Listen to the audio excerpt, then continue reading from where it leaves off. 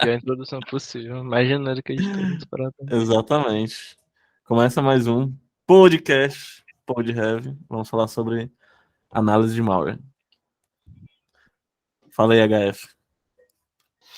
E aí, meu calvo, Não, acho. beleza? Tudo bem? Não, acho.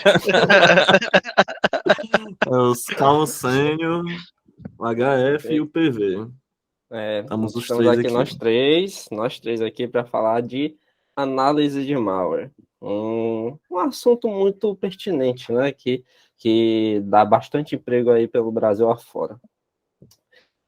Eu, Hackeando Foda-se, o Calvo Sênior e o Putinho da Vida, para falarmos um pouco mais de análise de malware, que é uma das áreas que mais dá emprego na computação, né, em geral, mas especificamente na parte de segurança. Pô, mentira. Tu acha, mano, que a parte Daí, primeiro dá tópico, dá emprego, viado? emprego. Dá emprego, resposta não. Dá emprego, eu tô aqui fazendo o quê, macho, na empresa atual? Análise de malware, mano. Simulação de ataque. Análise de malware, não fala, porra, simulação de ataque, não, socorro. Isso daqui é pra gente não ser identificado, off. Várias pessoas Tá. fazem. Que? Vai, mano. Várias Continua. pessoas fazem simulação de ataque, né, mano? Mas só pela Vai, tua voz continua. dá pra saber quem tu é, mano. É, É verdade, viu? Só pela minha voz também, mas enfim, vai. Eu só pela minha voz também. Ei, caralho, mano. Ei, vai tomar no seu cu, seu arrombado. faz uma pergunta aí, Calvo. Macho, Ei, PV. O HF Não fica precisa dizer direto, não. mas dizendo assim. Fica direto dizendo assim. Ah, me faz uma pergunta. Macho, não é uma entrevista, mano. Simplesmente isso, Mas mano. É uma pra rolar conversa. assunto. Pra É rolar porque ele é o convidado no seu podcast, né, mano? Tem que fazer pergunta pro Entendi. cara. Convidado. Vai lá, faz uma pergunta aí. Calvo. Cara, análise de malware. Primeiro, qual é a base da análise de malware? Tu vai ter que analisar um Certo. programa. O que é que diz o que é que um programa é? Porque ele é definido como malware. Pronto. A análise de malware ela vai ter como base, especialmente, né, na parte mais complicada dela, a engenharia reversa. E um programa, que é uma sequência de códigos a ser executada em um computador, olha a cara do Putin da vida, vai. Caraca. Vai, Ei, macho. mano, fica focado, cara. Tu fica Oxe. fazendo uma cara de safada aí, macho. Eu não vou cortar isso, não, viu? Eu disse que eu só vou cortar o início. Tá bom. E tipo, um programa, ele é considerado malicioso se o uso dele, né, vai, digamos assim, vai contra, né, o ambiente que ele vai ser executado. Por exemplo, um ransomware. Eu poderia utilizar um ransomware aqui para criptografar meu HD e deixar ele seguro para depois enviar pela internet. Mas geralmente não é isso que acontece, né? Uma shell reversa. Um tempo eu configurei aqui um sliverzinho para eu conectar daqui até em qualquer lugar, né? Por um IP da Amazon. Mas geralmente não é isso que acontece. É utilizado de forma, como é que posso dizer, não autorizada. Entendeu? E a análise de Calma aí, tu malware vem falou para de isso. IP da AWS? Foi? Oi? Tu falou de IP da AWS? É que eu utilizei o Sliver para conectar na minha máquina local, fiz tipo uma shell para lá, e depois eu O que é acessava a Sliver? partir dela. O Sliver é um framework, né, para Tipo um pra... pacote apt-get install? Hã? apt-get Não, install, isso é é o um Sliver? C2. É É um tipo o C2. MSF Console. Aí tu baixa do Git, né? Tem aqui no Git para baixar. Tem um site lá, sliver.sh, que tem as Aí instruções de tu instalar. vai, sobe o quê? Medium, um small na Né? AWS. Não Não, é essa tu que lista... provisiona, tu não provisiona uma máquina na Não, AWS? provisionar a máquina para... Não, para análise de malware não é necessário isso, não. Na verdade, Ei, para análise de mas malware é vocês só... estão falando nada a ver com nada, ó.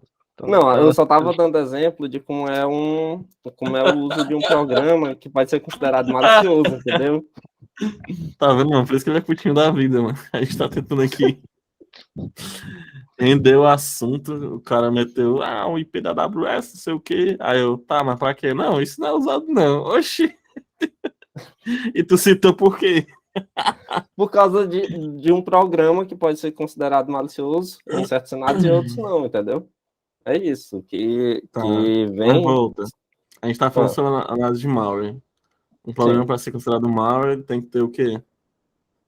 Tu foi lá sim, ele tem que longe, tu ter. viajou. Não, mas é isso mesmo. Ele está sendo executado, né, de forma não autorizada, primeiramente, E e que como é que alguém vai se checaria? beneficiar Não, com acho que isso. não. Como Não. é que checaria Eu se ele não fosse... acho. Pois é, eu Mas não quem é o acho que eu analista vou de Mauro olhar aqui, um Calvo, hein? programa. Quem é o Eu não analista acho de que eu Mauro vou aqui, olhar. hein, Calvo? Porra. Macho, eu não acho que eu vou pegar, olhar o programa, aí, nossa, ele foi executado de forma que eu não autorizei. Logo, ele é um malware. Não acho que é assim, não. Tu pega um programa e classifica desse jeito. Não, na verdade depende do contexto, Ele né? não O foi que quer executado, e dizer? agora? O que acontece? Ele foi Tudo começa com executado? contexto base. Começa com contexto base. Tu olhou um programa e viu assim, ele não tá sendo executado nem nada, viu? E aí? Como é que, como é que tu sabe que é um malware? Tu vai esperar ele ser executado de forma não. Não, é o que eu tô te Hum, dizendo. Um malware depende do contexto, que é isso que eu te disse. Mas, tipo, por exemplo, se eu tenho uma shell reversa aqui da minha máquina, que eu configurei para um IP do C2 lá na Amazon, certo. que eu vou só utilizar, então isso ali não é um malware em si. Pode ser utilizado? Pode, em outros cenários. Tipo, se eu tiver lá um ambientezinho, Microsoft, um AD e tudo mais, e tem lá no DC lá tem um sliver desse. É, isso que tu falou é utilizado como um malware, né? Normalmente o Uhum, malware utiliza isso. Mas nem sempre quando sim. tem essa chave reversa, quer dizer que seja um malware. Até porque foi tu que criou. Tudo bem. Sim. Então, isso aí, quando tu visse um programa que não está sendo executado, ou um programa que está sendo executado no teu computador, tu iria procurar por isso, uma shell reversa. O que mais tu ia procurar? Tá. Depende do contexto, né? Geralmente, na parte de análise de malware, tem duas, como eu citei no último podcast, né? Quem não viu, vá ver lá. Tem duas formas que o analista de malware pode trabalhar. Um é com o povo de CTI, né, que é Cyber Threat Intel, recebendo os malwares, o que for analisar, né, de fontes já conhecidas, ou seja, já é utilizado aquele payload em contextos maliciosos, ou então é a O partir de que um é incidente. payload? O que é Payload é payload? um O que é que tu código, vê é como um se fosse um programa? código. A gente considera, né? Tem várias definições, mas eu considero basicamente como um código a ser executado. Um código, por exemplo, eu quero criar algo, né? Eu quero criar um usuário no sistema. Eu posso criar um payload para aquilo, entendeu? Tem também o contexto de shellcode, né? Que payload seria só algo Então, payload é escrito uma mesmo em código de carga, máquina. né? Tipo É assim, uma carga. existe um programa, ele executa as suas funções em determinado passo ou processo, ele executa um outro programa dentro dele, que Pode ser, faz mas também você no pode específico. considerar aquele payload, né, o exe que faz aquilo também como payload, em certos cenários também. Ou então pode considerar ele como um artefato, né, que é mais comumente chamado assim.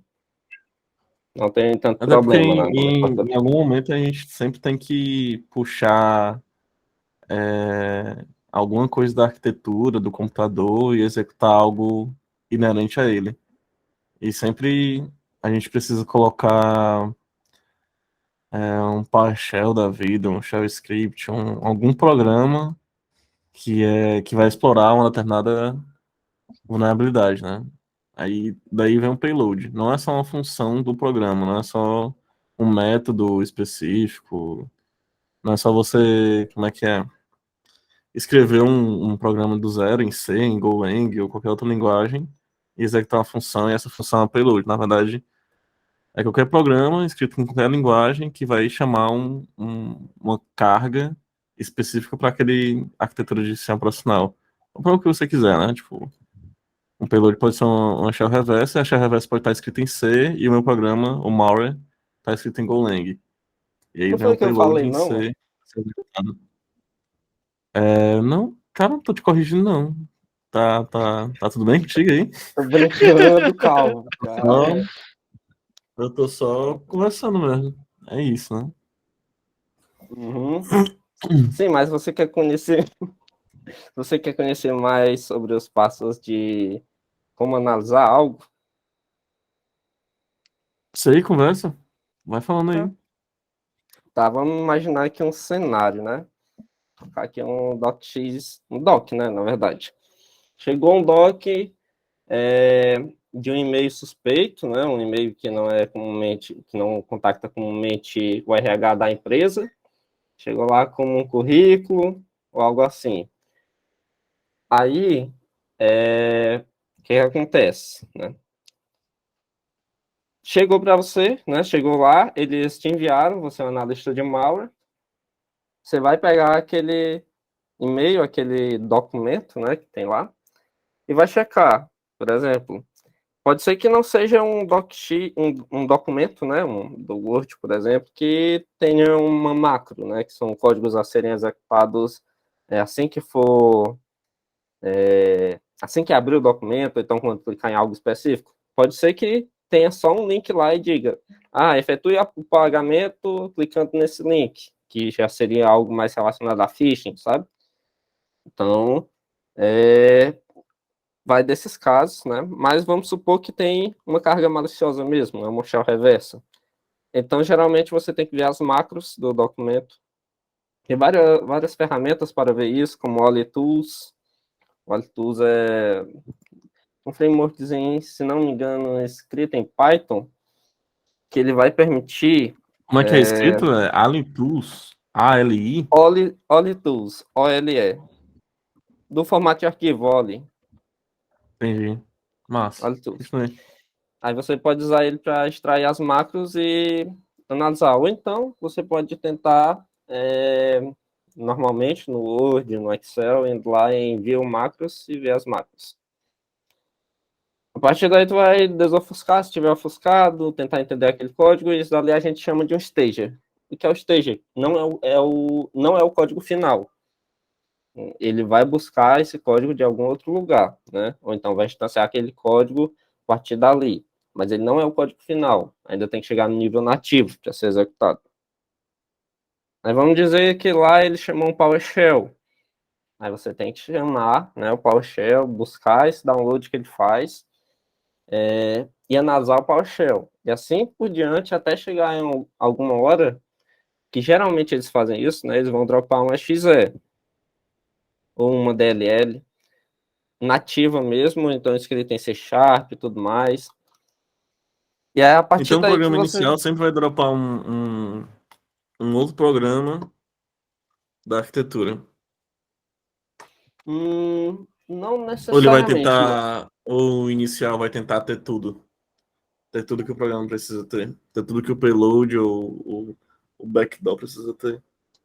O mais comumente é que eles dropem vários stages, né? Como eu disse, vários stages, loaders, para carregar mais código, né? Baixar mais código e tudo mais. Porque isso daí vai dificultar a análise, até mesmo manual e também dos antivírus. O que é stages?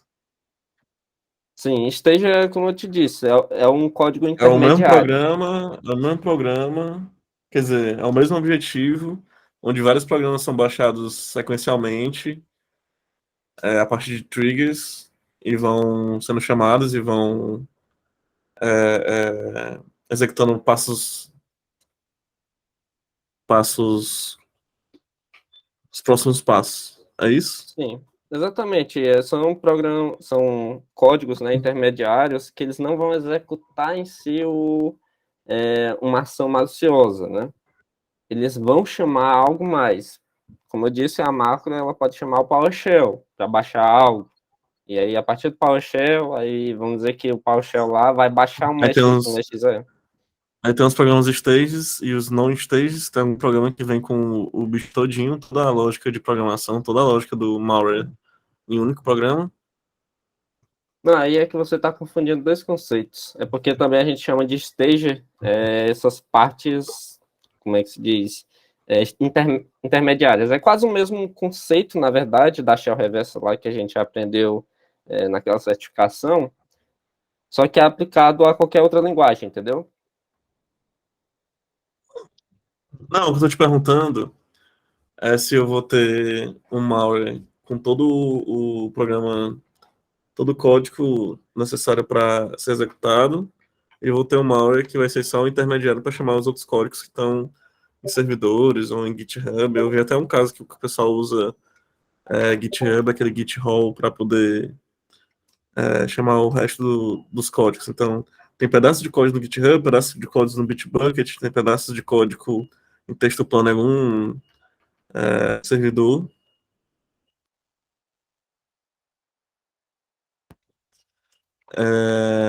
E aí vai sendo chamado de pouquinho em pouquinho até completar toda a lógica do backdoor, do malware. Né? Existem esses dois tipos. Aí como é que são Sim. classificados? Dessa forma mesmo, né? Esteja e não esteja, como você tinha dito.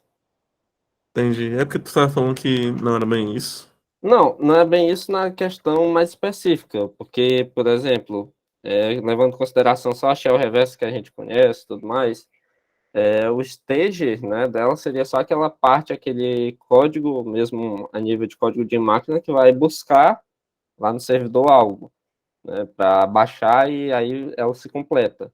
Mas um stage pode chamar outro stage, né, e assim por diante, certo? O Entendi. que é que vocês acham do cenário atual, com todas as defesas e as tecnologias de hoje em dia, que tá cada vez mais difícil programar malware, cada vez mais difícil fazer passar um malware simples. Vocês acham que é mais fácil, não necessariamente identificar o que o malware está fazendo, mas diferenciar o malware de uma ação comum? Porque hoje em dia, como mesmo falou, ele vai chamar um stage, depois outro, aí vai fazer uma tentativa de bypass de MSI, vai fazer um monte de procedimentos que são necessários para o malware poder executar, vai baixar DLL, etc e tal, mas que por serem muitas coisas, poderiam até ser mais fácil de ser identificado pela quantidade de coisas que vai fazer automaticamente, né? O que é que vocês acham sobre isso?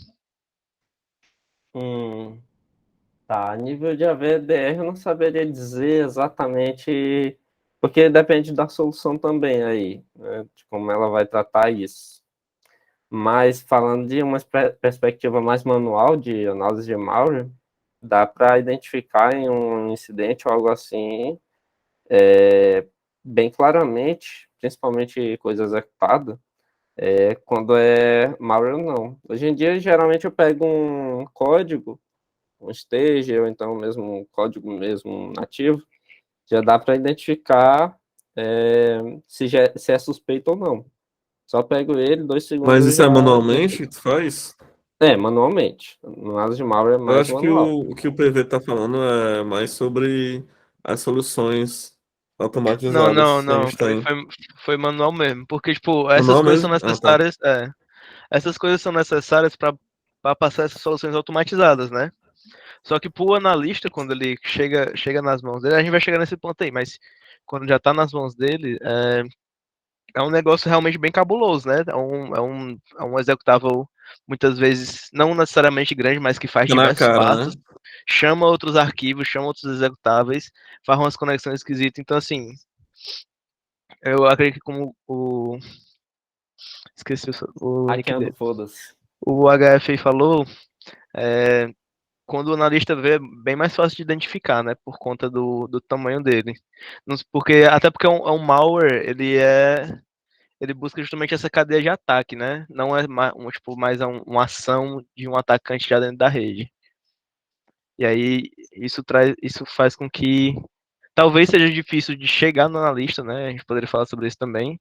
Mas acho que quando chega, mesmo que você não entenda, é muito fácil você ver que aquilo é suspeito. Claramente dá para anotar. Especialmente que Claro, né, tem algumas certificações de pentest e tudo mais que deixam o código até mais bonitinho, mesmo que dê para detectar, mas geralmente os caras passam com XE mesmo lá, que tu dá um string, tu já sabe qual é o IP que ele está conectando tudo mais, pega um script PowerShell lá todo ofuscado, todo bugado, então dá para saber direitinho. Aí, para saber o propósito, aí dificulta um pouco mais, mas dá para saber que, é aquilo dali, né? Eu acho que eu entendi o que o PV falou, porque até chegar no analista, onde ele vai realmente ver que é um malware, vai ter sua dificuldade. Até porque quando chega ali no usuário leigo, porque assim, o objetivo do malware normalmente é pegar o usuário leigo, não é atacar uma infra já especializada, né? Normalmente. Não estou dizendo que não exista malwares e programas maliciosos que tenham esse objetivo de atacar indústrias especializadas em se defender. Mas normalmente quando chega no usuário leigo, o usuário leigo não vai saber identificar. E aí a gente cai na solução automática, né? Quem vai verificar pro leigo ali não é um analista de malware, não é um profissional, as soluções automatizadas. E aí aí por isso que fica fácil para o analista ver que é um malware, porque vem uma ruma de etapa, vem um negócio altamente esquisito, e fica difícil, né, para a primeira fase ali ser defendido pelas soluções automatizadas. Porque exatamente o malware ele vem com várias funções de saída de sandbox que o antivírus ou qualquer que seja a solução crie, executar um código não malicioso quando alguém está debugando ou tentando utilizar alguma técnica de análise automatizada, e aí quando alguém tenta executar o .exe ou o binário dessa forma, o binário se demonstra tem outro comportamento. E aí quando o usuário leigo clica duas vezes, né, para executar, porque é algum phishing, alguma coisa do tipo. Por exemplo, teve um caso de um amigo meu que ele estava desenvolvendo desenhos para jogos, né? Personagens 2D, personagens 3D, cenários 3D. E aí ele recebeu pelo Instagram uma proposta de emprego, porque ele mostrava os trabalhos dele pelo Instagram. Ele recebeu pelo Instagram uma proposta de emprego, e aí o cara enviou, falou assim: a proposta de emprego é essa, a empresa é essa, tá aqui o link do site da empresa. O nosso objetivo do jogo é esse, é um jogo de mundo aberto, de cowboy e tal. E a gente tem uma, uma release aqui, beta, né, para quem a gente manda para quem quer testar. Você quer participar? Aí ele falou assim: quero. Aí ele recebeu esse XE. E aí, quando ele clicava duas vezes na XE, não funcionava direito, apareciam uns erros no Windows dele. Aí ele mandou para mim, e até eu compartilhei com o HF. Ele viu que tava estranho, né? Era um programa, se fosse para ser um jogo, era um programa que fazia muito mais do que um jogo faria, né? Aí teve esse caso também. Entendi. É algo a se debater, viu? Que realmente, mas pelo menos na parte de redes, né, mais empresarial, geralmente os caras que fazem malware, eles vão tentar se mover pela rede, né, para alcançar um DC, um servidor SQL, o objetivo deles. E essa movimentação que ele faz, né, tentar dar um passo credenciais, uma movimentação lateral ou algo assim, isso gera rastros que podem ser identificados por um CIEM ou um SOC, né? Mas aí já vai mais do nível de ator malicioso, né, do que um simples artefato. Danadas de malware não é só você, esse aqui é um malware ou esse aqui não é um malware. É justamente tu identificar quais são as ações que aquele malware fez para tu entender qual o nível de acesso o atacante teve ao sistema e onde é que ele pode estar agora. Porque realmente é fácil, tipo, se cair na mão do analista, se for um negócio geralmente muito cabuloso assim, com certeza você quer suspeito, com certeza você quer um malware. Mas aí a gente tem que ver se realmente funcionou o exploit, se tiver funcionado, para onde é que ele poderia estar, para onde é que ele iria. Então essa parte realmente que é o cerne do trabalho, né? O ouro do trabalho, porque na hora do incidente tu quer ter essas informações o mais rápido possível. E aí, mudando um pouquinho de assunto, não sei se vocês já falaram no passado, mas para analisar um malware, qual seria o ambiente ideal? Tá.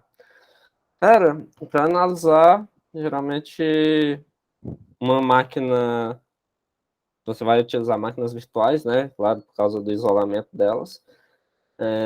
Vai utilizar uma máquina Linux, especialmente, e pelo menos uma máquina vítima Windows.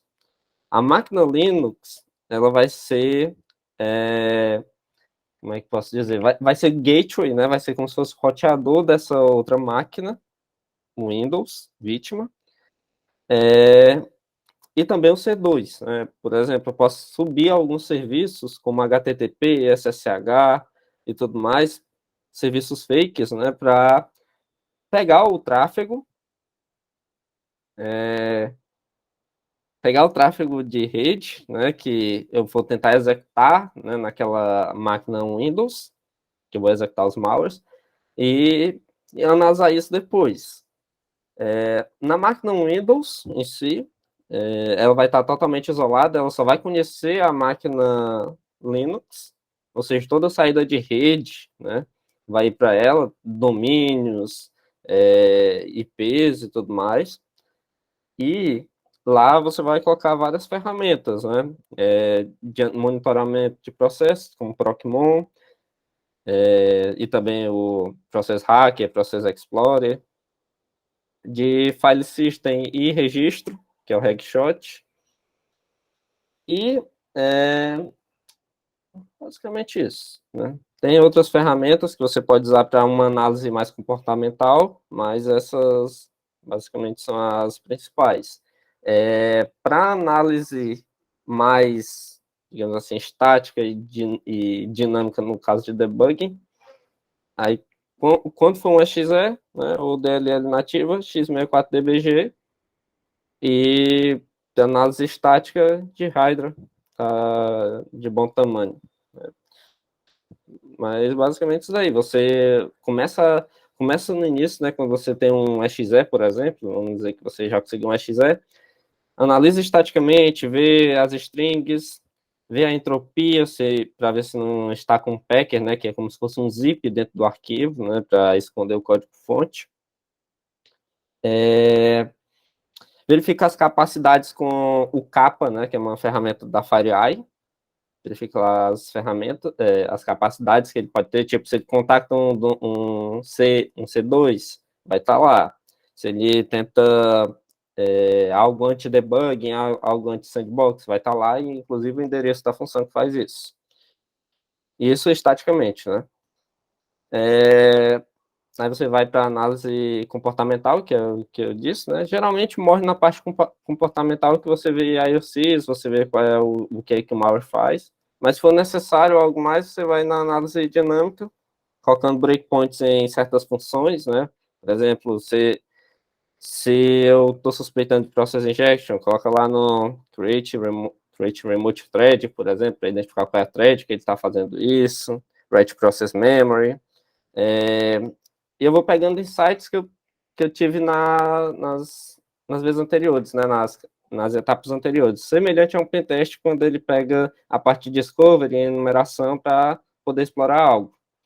Então, por exemplo, se eu notei que tem uma string lá que é um IP, eu posso buscar as cross-referências, né? Onde ele está sendo chamado naquele código. Onde ele está sendo chamado, eu verifico cada chamada, vejo quais são as APIs que estão sendo chamadas lá.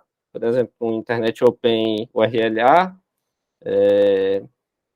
WSA Start, essas funções, né? Também vejo na parte de debugging, né? Funções que não têm nome, eu posso usar especialmente o Radar, que ele tem uma funçãozinha que é o sumário, né? Se não me engano, é a função, o subcomando PDSF, que aí ele só vai printar o que é interessante, né? No invés de você ler cada byte, né, daquele código imenso, você só verifica o que é que ele está chamando. Tipo, olha, tá aqui essa URL, ele está chamando isso logo em seguida. Aí você já vê qual é o fluxo de código sem precisar ler muito assembly, entendeu? E basicamente isso. Aí você vai testando, emulando, às vezes, quando tem um C2 que está fazendo download de arquivos e tudo mais, criptografando as coisas, né? A comunicação, você reversa isso, faz seu próprio C2 para não ter que contactar eles. É isso, basicamente. Massa. Depois eu ia pedir pra ti, Gaf, pra tu mandar uma lista de PDF, livros e também de links, tá? YouTube e tal. Pra mandar. Pra colocar lá no nosso, na descrição do nosso canal. Tá, mando sim, Calvo. Pode ser? Uhum, sim, Calvo. Então, galera, a gente vai fechando nosso podcast. Muito obrigado por ouvir. Tchau, tchau.